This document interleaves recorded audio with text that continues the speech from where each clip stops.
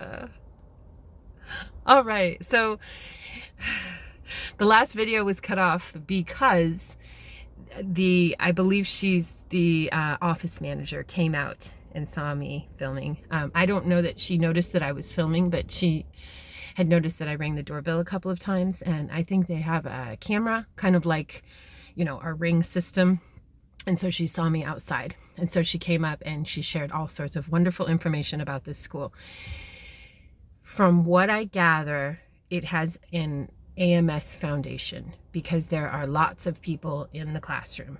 Whereas in my training, the teacher, they encouraged us to be always aware of what's going on in the classroom. And in order to do that, you have to have only one little chief. One chief and maybe one little helper, you know, one directress or director. And in primary, because of, you know, health code, we have to have an assistant. But Greg, for, you know, elementary 6 to 12-year-olds, highly advised trying to maintain the classroom 100% on your own, doing your best, because you need to know where each child is and what each child needs. So this school has 2 primary classrooms that are for 3 to 6-year-olds and 1 elementary classroom that is for 6 to 12-year-olds.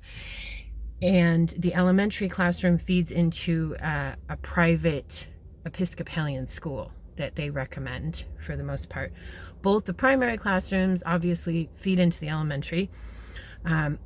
They're limited on size, so they do not have a middle school program or a high school program because they have this small building, but they've kind of thought about it a little bit, and there aren't, as far as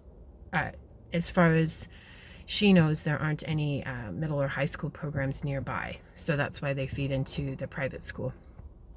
It was a little bit confusing because she had said that a teacher works with several assistants, and there are a few teachers in the elementary classroom, and one of the teachers teaches 4th and 5th grade math. One of the teachers teaches writing, and I was like, this sounds like yeah, it's confusing, but it's always fascinating to learn what different Montessori schools are doing. So I just wanted to share with you guys, this is part 2 of a 2-part Montessori school introduction video. And it's called The Child Montessori School here in San Antonio, Texas.